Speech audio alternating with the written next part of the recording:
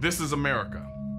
Here, ladies and gentlemen, is the devolution of intelligence personified in the former Secretary of Education, Arne Duncan. You would think he'd want to stay out of the spotlight after it was reported that one of his policies may have prevented the Parkland shooter from being reported to police and blocked from purchasing firearms before going on his killing spree. But instead, he's making an absolute fool of himself in front of the whole country. First, he called for parents to hold their kids out of school until gun laws change, whatever that means. Then he said this. Are we ignoring common ground by fighting on just that one issue? I mean, hardening up schools as targets. Let me stop you. Hardened up schools makes no sense whatsoever. Think about this for a minute. How do you harden recess?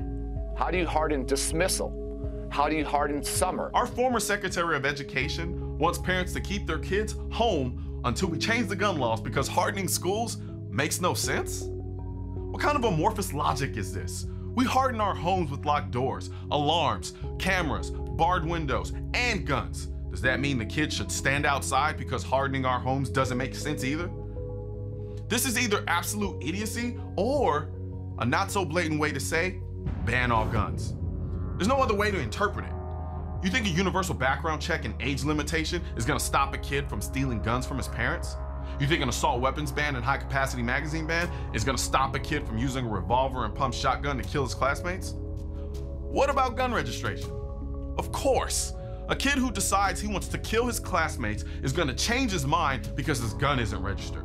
The only possible gun control measure that can be passed to make this guy's statement make any sense is to throw the whole Second Amendment away. Even then, you would have to confiscate or get everyone in the country to turn in their guns. So if I'm gonna take his amorphous logic to its ultimate conclusion, the former Secretary of Education wants parents to keep their kids away from school until the government has rounded up every gun in America.